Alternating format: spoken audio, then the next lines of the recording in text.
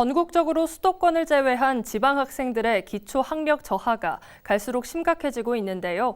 충북의 경우도 학력 저하를 넘어 이제는 추락이라고 봐도 무방할 정도로 그 문제가 심각합니다. HCN 충북방송은 지난해 치러진 수능 결과 분석을 토대로 충북의 학력 저하 실태를 3차례에 걸쳐 진단합니다. 오늘은 그 첫 순서로 전국 최하위로 떨어진 충북의 수능 결과를 이완종 기자가 보도합니다. 지난해 치러진 2023학년도 수능 성적은 떨어질 대로 떨어진 충북의 학력 수준을 적나라하게 드러냅니다. 한국교육과정평가원이 분석한 결과를 보면 충북은 지난해 국어와 영어, 수학 모두 1등급 비율이 전국 17개 시도 가운데 최하위를 기록했습니다. 국어의 경우 1, 2등급 비율의 합이 5%를 겨우 넘겼고 수학은 이조차도 넘기지 못했습니다. 상위권으로 볼 수 있는 1, 2등급 비율만 놓고 보면 충북은 전국 17개 시도 가운데 17위, 전국 꼴찌였습니다. 더 큰 문제는 지난해 이 같은 성적표를 받기까지 학력 저하 문제가 개선되기는커녕 해마다 심각해졌다는 것. 특히 국어의 경우 2011년 수능에서 1, 2등급 비율이 10.4%에 달했지만 2013년 9.6%로 소폭 줄어들었고 그 뒤 10년 만인 지난해 5.4%로 사실상 반토막이 났습니다.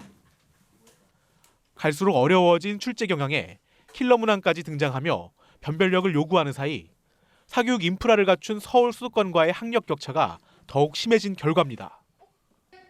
여기에 지난 2015년 교육과정 개편으로 창의 융합교육이 화두로 던져졌고 충북 역시 진보 성향 전임 교육감 시절 학력 신장보다는 다양성을 토대로 한 체험과 참여 위주 정책에 무게를 준 점도 이와 무관치 않다는 분석입니다.